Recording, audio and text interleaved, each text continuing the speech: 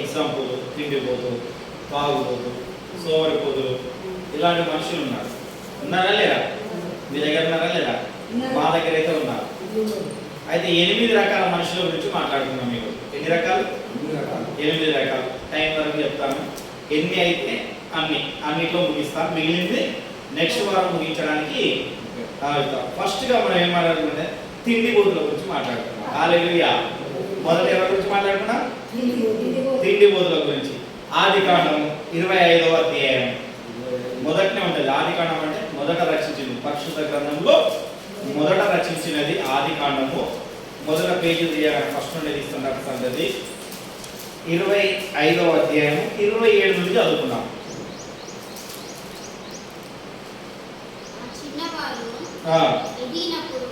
27 నుండి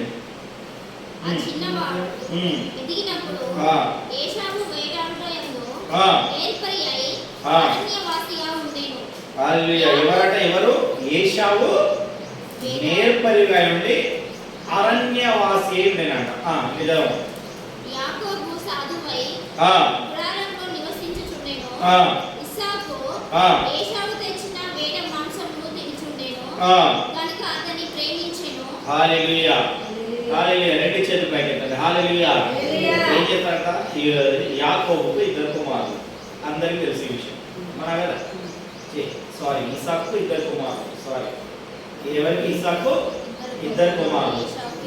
ఏశావు, యాకోబు. ఏశావు పెద్దవాడు, యాకోబు చిన్నవాడు. వాళ్ళు ట్విన్స్. కడుపులో నుండి ట్విన్స్ అన్నమాట. ట్విన్స్ గా పుట్టిన వాళ్ళే. కానీ మొదట పుట్టింది మాత్రము ఏశావు, రెండవదిగా యాకోబు. ఇద్దరు. దాంట్లో ఏంటంటే ఏశావు ఏం చేస్తాడంట? మంచి వేటగాడంట. అరణ్యంలో వేటాడి మాంసాన్ని తీసుకొచ్చి వేటాడిన మాంసం. చాలా మంది మాంసానికి చాలా ఇష్టపడతారు. అవునా కదా? నాన్ వెజ్ తినడానికి ఇష్టపడతారని పడతారు. నేనైతే చాలా ఇష్టపడతాను నాన్ వెజ్ తినడానికి. అవునా కదా? అట్లా మీరు అనేది ఇష్టపడతారో పడరు. కానీ కొద్దిమంది నాన్ వెజ్ తినడానికి ఇష్టపడరు, కొద్దిమంది మామూలుగా అంటే ఎవరి ఇష్టం వాళ్ళు. కానీ నేను ఇసాక్ ఏం చేసినాక నాన్ వెజ్ తినడానికి బాగా ఇష్టపడ్డాడు. ఆయన తీసుకొచ్చిన మాంసం మంచిగా వండుకొని తినడంలో చాలా ప్రియుడు. అయితే ఒకనాడు ఏమైందంటే, ఇక చదువుకుంటే ఇలాంటి ఏంటంటే ఆ మాంసాన్ని వేటాడుతున్నాడు, తింటున్నట్టే ఇంకా చదువుకుంటే ఇలాంటి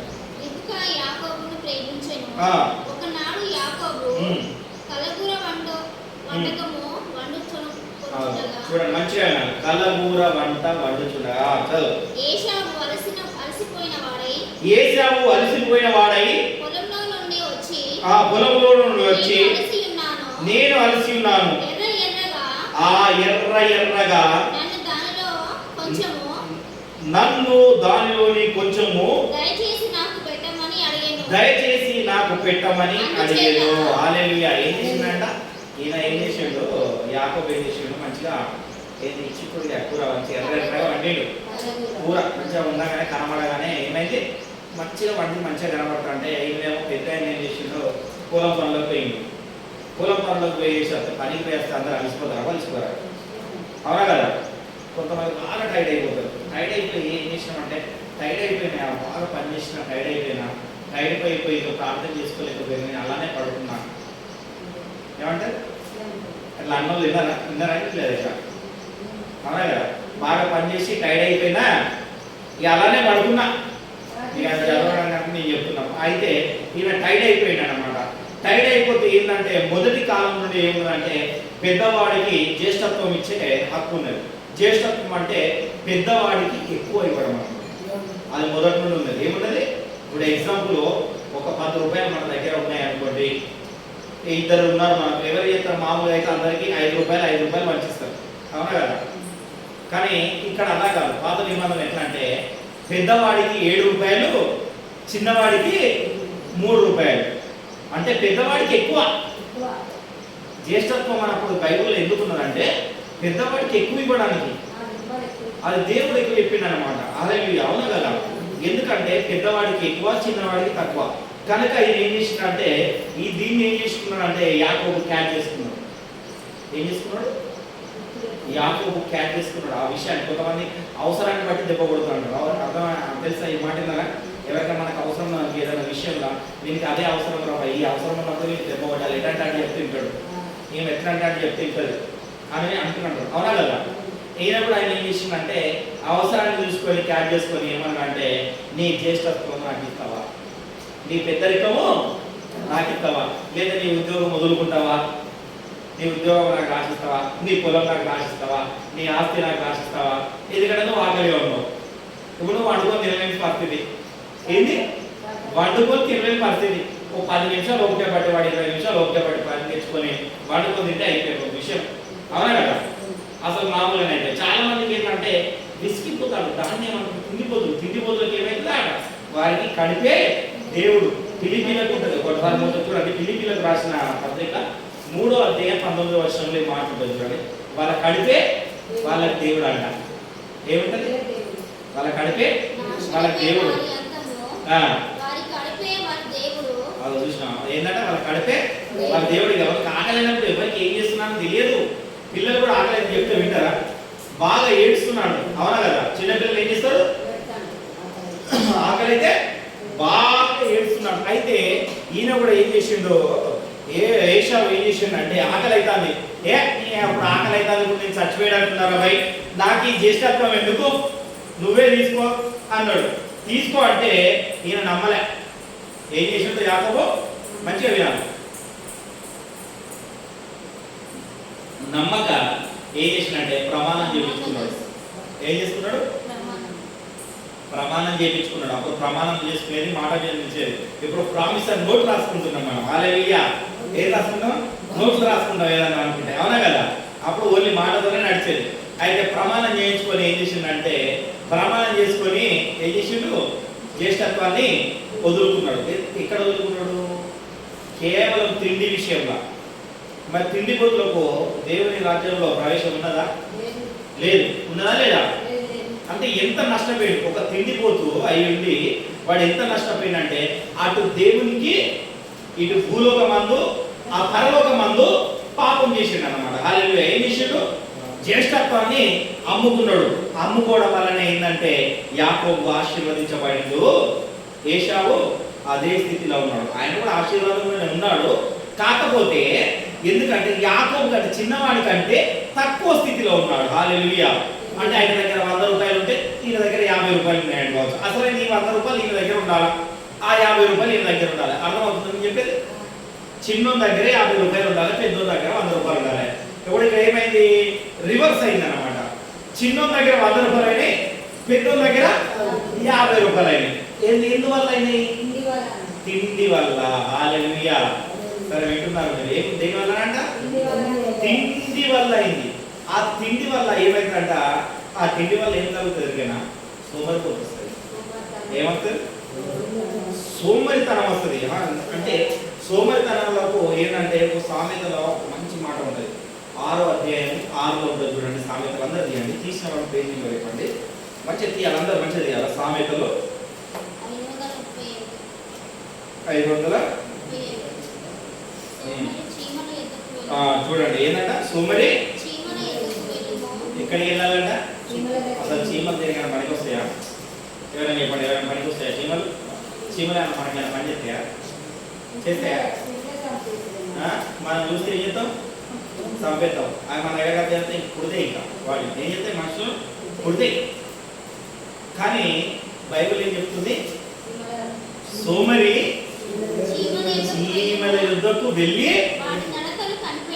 వాటి నడతను కనిపెట్టి జ్ఞానము తెచ్చుకోవాలట. ఎందుకు? తిండిపోతే అయినప్పుడు ఏమవుతుందంటే ఆటోమేటిక్గా సోమరితనం వస్తుంది. బాగా తింటే మనం పని చేయగలుగుతామా? కూర్చుంటాం, లేదా ఒక్క 10 నిమిషాలు పడుకుంటే ఆ 10 నిమిషాలు వరకు మనకు అట్లనే గంట అవుతుంది, 2 గంటలు అవునా కదా? అవుతుందా? అవుతుందా కదా? సోమరితనంగా ఉండదు. బైబిల్ చెప్తున్నది ఏంటంటే సోమరితనం వల్ల ఏమవుతుందట? నష్టం జరుగుతుంది. చాలా నష్టం జరుగుతుంది మనకు. ఎంత నష్టం అంటే అంత నష్టం జరుగుతుంది. సోమరి ఉన్నవాడు వేటాడి పట్టుకోలేడంట. ఏం చేయలేడు? వేటాడి దేన్ని పట్టుకోలేడు, దేన్ని అది అందుకోలేడు. ఏమన్నా అనుకుంటారా? ఎవరైనా వేటాడి ఆ విషయం కూడా ఉంటుంది. ఏంటంటే 12:27 ఉంటుంది చూడండి. ఇది సామెతలు 12:27 ఒకసారి 12:27 ఒక మాట ఉంటుంది చూడండి. సోమరి అంటే ఏం చేశాడు? సోమరి వేటాడినను పట్టుకొనడు. చాలు. ఏంటంట? సోమరి వేటాడినను పట్టుకోను. ఎందుకంటే వాడు పరిగెత్తలేడు. వేటాడాలని ఏం చేయాలా? పరిగెత్తాలా. పని చేయాలంటే ఏం చేయాలా? బాగా ఒళ్ళు వంచాలా, చెమట వచ్చాలా. చెమట పని చేయగలుగుతారా? చేయలేడు. అంటే దాని లాభాన్ని పొందుకోలేడు. పొద్దున నుండి సాయంత్రం దాకా పని చేయాలంటే సోమరితో ఉన్నోడు పని చేస్తాడా? చేయడు. ఏం చేస్తాడంటే వాడు ఏమవుతాడంటే, సోమరి ఏమవుతాడంటే లాస్ట్కి ఏమవుతాడంటే చెప్పన్నా, తాగుబోతే. ఏమవుతాడు? తాగుబోతే. ఇవన్నీ గుణాలు వస్తాయి కొన్ని మనుషులు. ఈ గుణాలు మీ దగ్గర ఉన్నాయో లేవో కానీ మా దగ్గర అయితే మస్తు గుణాలు అయిపోయింది. ఏం చేసిండు? అందుకనే ఏం చేసిండంటే లోతు ఏంటంటే లోతు అక్కడ పాపం చేస్తున్న, ఆ దేశంలో పాపం చేస్తున్న దేవుడు అగ్ని కురిపిస్తా అంటే ఆ వెనుకకు చూడకుండా పరిగెత్తమంటే లోతు వారు ఏం చేసిందంటే వెనుక తిరిగి చూసి ఉప్పు స్తంభమైంది. ఏమైంది? ఉప్పు స్తంభమైంది. అక్కడ దేశంలో ఉన్న ప్రజలందరినీ ఏం చేసిండో దేవుడు మొత్తం కాల్ చేస్తే ఏమున్నది? లోతు ఇద్దరు బిడ్డలు. మంచిగా వినాలి. లోతుకు ఇద్దరు బిడ్డలు. అయితే ఏం చేసిందంటే ఆ బిడ్డల్లో సాతాను దూరింది. ఏం దూరింది? ఆ బిడ్డలలో సాతాను దూరినప్పుడు మరి లోతు మంచోడే. లోతు విశ్వాసే కాబట్టి దేవుడు ఏం చేసిండు? లోతును కాపాడిండు. లోతు కుటుంబాన్ని కాపాడాలని దేవుడు ఏం చేసిండు? నేను అగ్ని కుమ్మరించబోతున్నా, నువ్వు ఇక్కడ నుండి బయటికి రా అంటాడు. చాలా మంది పడిపోయేది ఇక్కడనే. ఎక్కడ పడిపోతారు? సరే, అయితే ఏమైందంటే ఆ చేయగానే ఏం చేసిండు? లోతు అయితే ఏం చేసిందంటే వీళ్ళ బిడ్డలకు ఏది చెడు ఆలోచన వచ్చింది. ఇక దేశంలో పురుషులు లేదు అంటే వాళ్ళు అక్కడ ఆ దేశమే కాలిపోయింది కదా, వాళ్ళు ఒక్క వైపు చూస్తున్నారు, రెండో వైపు చూడట్లేదు. ఇంకా ముందు ఉన్నది కదా ప్రపంచం చాలా ఉన్నది, అక్కడ ఎవరైనా చేసుకోవచ్చు కదా, చేసుకోవాలా. వాళ్ళు ఏం చేసిందో వాళ్ళ తండ్రికి లోతుకు ఏం చేసిందంట? మద్యం తాగించింది. ఏం చేసిండు? మందు తాగించి ఇద్దరు బిడ్డలు తండ్రితోనే పాపం చేసిండు. హల్లెలూయా. ఎవరితో చేసిండు? మద్యం తాగడం వల్ల ఏమైందంటే ఇక్కడ ఉన్నది బైబిల్లో ఉంది. ఆదికాండం 19వ అధ్యాయం ఉంటుంది, చూడండి ఒకసారి. ఆదికాండం ఏం చేస్తా? 19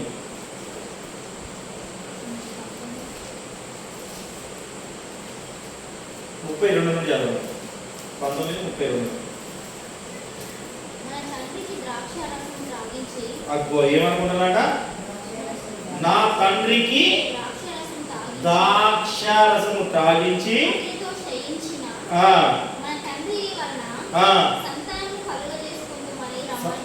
సంతానము కలగజేసుకుంటామని ఏం పుట్టింది?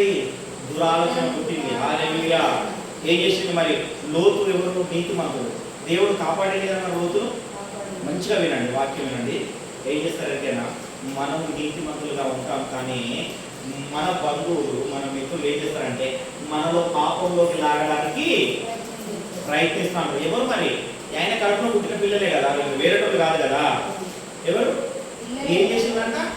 మత్తు. అంత కొంతమంది అంటారు, వీడు తాగిన మేమంతా మాట్లాడదు, వీడు తాగితే ఏం మాట్లాడతాడో మాకు తెలియదు. అవునా కదా అంటారా కదా?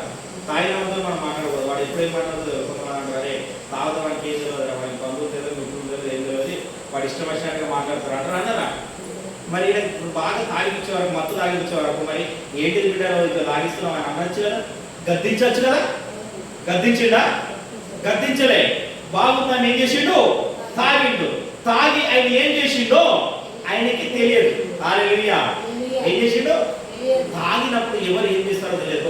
తాగు మత్తు దిగిన తర్వాత నువ్వు అట్లా చేసినావంటే అవి ఎట్లా చేసినా తప్పైంది గిప్పైందా అని మాట్లాడతారు. అవునా కదా? విన్నారా? ఎట్లా మాటలు ఇక్కడ విన్నారా? తాగినప్పుడు ఏం చేస్తారు అన్నది వాళ్ళకు తెలియదు. తెలుస్తుందా? తెలియదు. అలా చేసి ఏం చేసిందంటే ఇద్దరు కుమార్తెలు ఏం చేసిండు?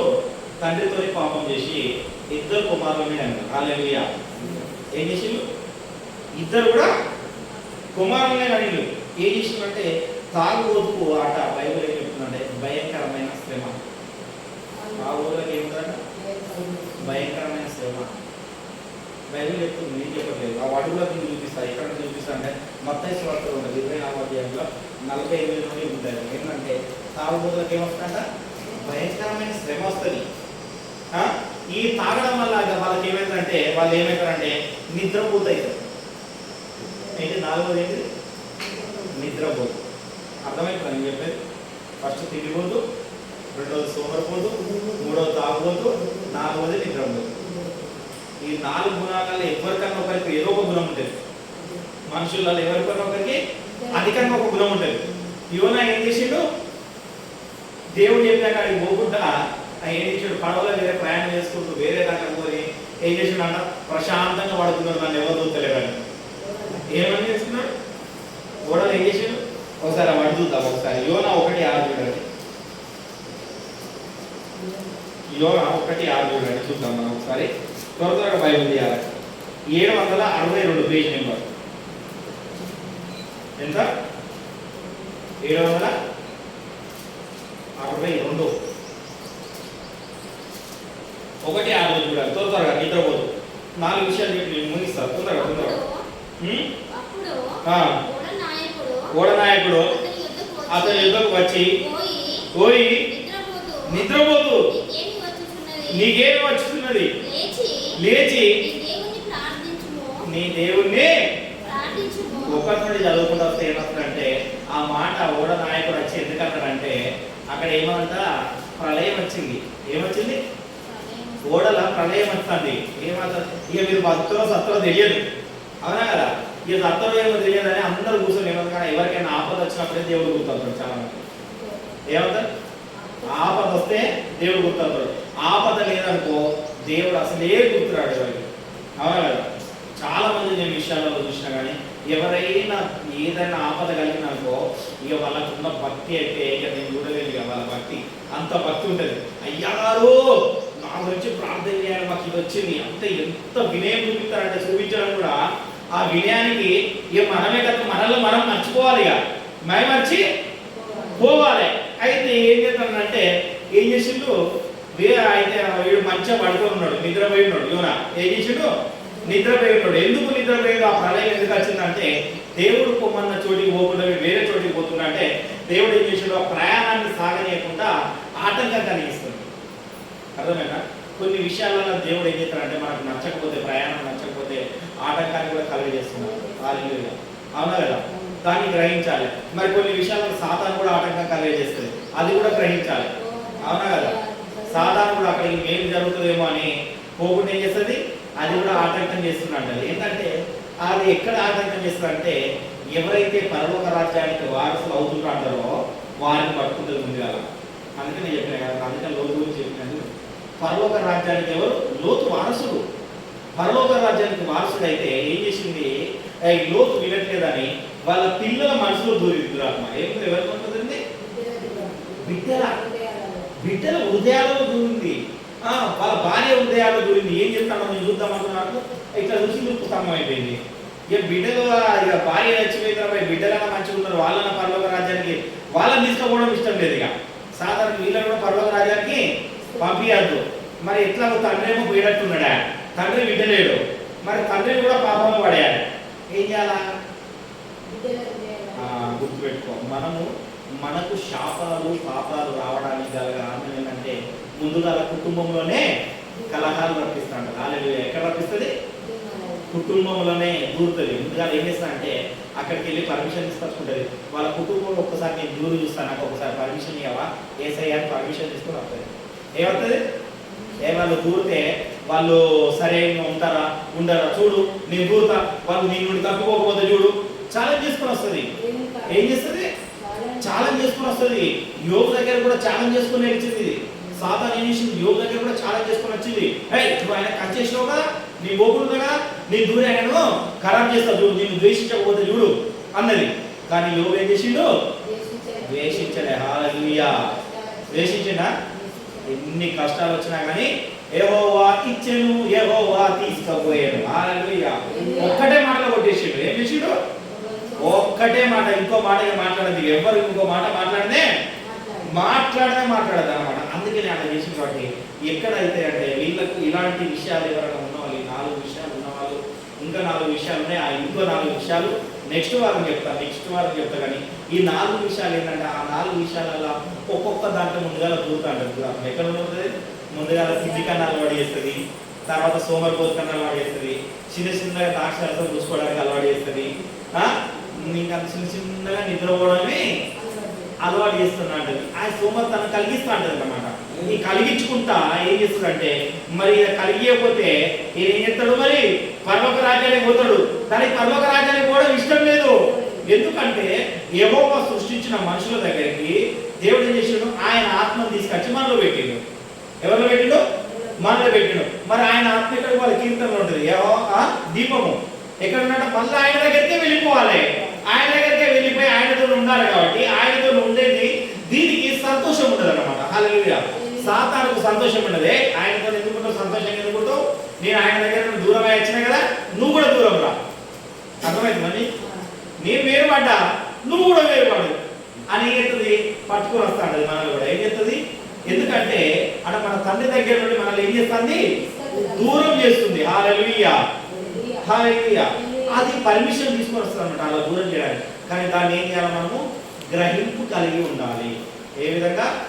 గ్రహింపు కలిగి ఉండి మెలకువ కలిగి ప్రార్థించాలన్నమాట. ఎఫెసీలో ఉంటుంది, మెలకువ కలిగి ఎడతెగక ప్రార్థన చేయాలి. మరి ఏమి ఇది చేయడం ఇష్టమేనా కాదా, యేసయ్యా ఇది నీ చిత్తమేనా కాదా అని ఏం చేయాలా, మెలకువగా ఉండి ప్రార్థన చేయాలి. ఆ మెలకువ కలిగి ప్రార్థన చేయాలంటే ఏం చేయాలంటే నేను చెప్పింది రిసీవ్ చేసుకోవాలి. రిసీవ్ చేసుకొని మీరు ఎలా తయారు కావాలైతేనా రిసీవ్ చేసుకోవాలి. చాలా ఇది ఒక విషయాన్ని చెప్పి నేను ముస్తా. కొరింథీయులకు రాసిన 12వ పత్రిక, మొదటి పత్రిక 12వ అధ్యాయం. కొరింథీయులకు రాసిన 12:7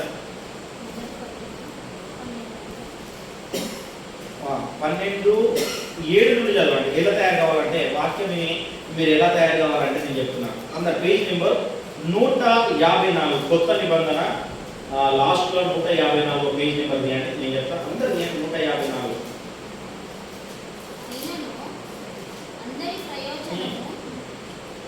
అన్న అందరు తీసిలా 154 పేజ్ నెంబర్. కొరింథీయులకు రాసిన మొదటి పత్రిక 12వ అధ్యాయము. ఇదొక్క వచనాన్ని చెప్పిపోతారు. ఎలా తయారు కావాలంటే విశ్వాసం ఏ విధంగా తయారు కావాలని చెప్తాను. అయినను ఎందాక ఇది మంచిగా వినాలి. ఉన్నది అక్కడ ఎక్కడ, అక్కడ ఏమున్నది అన్న వింటున్నావా? వీటి నామకం చూడండి. అందరి ప్రయోజనం కొరకు. ఒక్కరికా ఇద్దరికా? మంచిగా వినాలి. అందరు గొంతు చెప్పాలి. అందరి ప్రయోజనం కొరకు ప్రతి వానికి ఆత్మ ప్రత్యక్షత ఏమడుతుందట? ఆత్మ ప్రత్యక్షత. హల్లెలూయా. ఆత్మ ప్రత్యక్షత ఎవరికి గ్రహించబడుతున్నది? ఆ గ్రహించబడినప్పుడు ఏం జరుగుతుందంటే చూడండి, చదువు. ఒకరికి ఆత్మ మూలముగా బుద్ధి వాక్యము, మరి ఒకరికి అంటే రెండోనికి మంచిగా వినాలి. ఒకరికంటే ఏమైంది, ఇప్పుడు ఎగ్జాంపుల్ ఉన్నారు. ఇప్పుడు అన్న ప్రభాకర్ అన్నాడు, అన్నకి ఏంటంటే బుద్ధి వాక్యం కలగజేస్తాడు. ఎప్పుడు కలగజేస్తాడు? నువ్వు సత్యమైన బోధలో ఉండి ఆయన ఆత్మ నీలో ఉంటే. ఎవరి ఆత్మ? యేసు ప్రభు ఆత్మ నీలో ఉంటే ఏం జరుగుతుంది? ఒకరికి బుద్ధి వాక్యం, రెండోది కోరికలకి ఏం కలగవుతుంది? చదువు. మరి ఒకరికి ఆత్మ, ఈ బుద్ధి వాక్యం కలిగిన ఈ ఆత్మను అనుసరించే జ్ఞానం కలుగుతుందట. హల్లెలూయా. అర్థమవుతుందా? వాక్యం అవుతుందా? అందరికి ఒకటే కలగదు, అందరికి ఒకటే జరగదు. చాలా మంది అనుకుంటా అంటారు కదా, నాకు ఈ కథం అన్ని కృపవరాలు నాకు వచ్చేసి నాకు పాస్టర్తో అవసరం లేదు, నాకు పాస్టర్తో అవసరం లేదు, నేనే వెళ్తా, నేనే బైబిల్ పెట్టుకుంటా, నేనే సంకల్ప బైబిల్ పెట్టుకొని నేను ప్రార్థన చేస్తా, నేనే జరుగుతుందా అంటాడు. కానీ దేవుడు ఏం చెప్తున్నాడు? ఒకరికి బుద్ధివాక్యము, ఒకరికి జ్ఞానవాక్యము, ఇంకొకరికి చదవమా. మరి ఒకరికి ఆత్మ వలనే, మరి ఒకరికి ఆ ఒక్క ఆత్మ వలనే. అగ్గో నలుగురు ఉన్నారంటే నలుగురికి నాలుగు రకాల ఆత్మలు ఉంటాయి. కానీ ఒకటే ఆత్మ, ఒకటే అందరి ఆత్మ ఒకటే. కానీ వరములు ఏమైతే బుద్ధివాక్యము, విశ్వాసము, స్వతంత్రము, ఇవన్నీ ఏం చేస్తాయట? ఒక్కొక్కరికి అనుగ్రహించబడతా ఉంటాయి. హల్లెలూయా. అలా అనుగ్రహించబడకపోతే నువ్వు సంఘంలో అభివృద్ధి చెందుతలేవు అన్నట్టు. హల్లెలూయా. నేను చెప్తా, విశ్వాసి ఇలా ఈ విధంగా అనుగ్రహించబడకపోతే వాళ్ళు ఏం చేస్తున్నారు? సత్యమైన బోధలో నడుస్తలేరు. తప్పుడు బోధలు నడుస్తున్నారు. హల్లెలూయా. ఏం చేస్తున్నాడు ఇప్పుడు లోతు కుమార్తెలో దూరినట్టుగా సాతాను దూరి ఏం చేస్తున్నట్టే సైడ్ ట్రాక్ ఎక్కిస్తుంది. హల్లెలూయా. ఏం ఎక్కిస్తుంది? కాపాడిండు దేవుడు, అయితే కాపాడుతున్నాడు. పరలోక రాజ్యానికి పోకుండా ఇవేం చేస్తున్నాయి? సైడ్ ట్రాక్ ఎక్కిస్తున్నాయి. అర్థమవుతుందని చెప్పేది. హల్లెలూయా. అందుకే నేను ఏం చెప్పిన పోయిన వారం, నేను ఏం చెప్పినా, నేను ఏ విధంగా అయితే చేస్తున్నానో మీరు అంతకంటే ఎక్కువ చేయాలి అన్నానా లేదా? అదే విశ్వాసం. హల్లెలూయా. చాలా మందికి తెలియదు. కాకపోతే ఎందుకు అది విశ్వాసం అంటే చెప్తున్నానంటే, అది ఎందుకు చెప్తున్నానంటే, యాజకత్వంలో నిలబెట్టిండు నన్ను దేవుడు. మిమ్మల్ని ఏం చేసిండు? శిష్యులుగా తయారు చేసిండు. శిష్యులు అనేకమైన అద్భుతాలు చేసిండు. హల్లెలూయా. ఎవరు? యేసు ప్రభు కంటే శిష్యులు ఎక్కువ చేశారు తెలుసా? అవునా కదా? బైబిల్లో ఉన్నదా లేదా? నా నోటితో చెప్తున్నానా? మరి పాస్టర్ కంటే ఎవరు చేయాలి ఎక్కువ? విశ్వాసే చేయాలా? హల్లెలూయా. ఆ విశ్వాసి చేస్తున్నా అంటే ఆ విశ్వాసి ఆ ఆత్మను పొందుకుంటేనే సంఘం అభివృద్ధి చెందుతుంది. హల్లెలూయా. పాస్టర్ పొందుకుంటే కాదు, పాస్టర్ అన్ని అనుగ్రహించబడింది. హల్లెలూయా. కానీ పాస్టర్ ఒక్కరిలో ఉంటే కాదు, నాలో ఉన్న ఆత్మనట. ఏ ఆత్మ? యేసు ప్రభు ఆత్మ నాలో ఉన్నది. నాలో నుండి నీలోకి పోవాలి. నీకు ఒకరికి బుద్ధి వాక్యం ఇవ్వాలి, ఒకరికి స్వస్థత వాక్యం ఇవ్వాలి, ఒకరికి జ్ఞాన వాక్యం ఇవ్వాలి. అవునా కదా? నేను చెప్తలేను కదా, బైబిల్ చెప్తున్నా, నేను చెప్తున్నా. మరి అలా తెలియకపోతే, అలా చేయకపోతే నువ్వు పరలోక రాజ్యానికి వారసులు కావు. హల్లెలూయా. మరి అవి కాకపోతే నువ్వు ఏమి దాంటున్నట్టు ఇక తిండిపోతో, నిద్రపోతో, తాగబోతో, దేంట్లో ఒక దాంట్లో ఉన్నత అంటే చెప్తావు. అవునా కదా? దేవుడి దగ్గరికి రావు. అప్పుడు దేవుడి దగ్గరికి వస్తున్నావు, సైడ్ ట్రాక్ ఎక్కుతున్నావు, లోకంలోకి ట్రాక్లోకి వెళ్తున్నావు అన్నమాట. కనుక ఏం చేస్తున్నామంటే, మనం ఏం చేస్తున్నాము, ఏది గ్రహిస్తున్నాము, ఏ వాక్యాన్ని వింటున్నామో, ఏది మన మనసులో రిసీవ్ చేసుకుంటున్నామో, ఆ రిసీవ్ చేసుకున్నది ఆత్మ మనలో పని చేస్తుందా లేదా అన్నది కూడా మనం సరి చేసుకోవాలి. అవునా కదా? ఏం చేసుకోవాలా? మనం విన్న వాక్యం కూడా మనలో పనిచేస్తుందా లేదా అని సరి చూసుకొని మనం ప్రార్థన చేసుకోవాలి. అందరూ మోకరించండి ప్రార్థనలోకి. మన అమ్మగారు ప్రార్థనలోకి నడిపిస్తారు. హల్లెలూయా. హల్లెలూయా.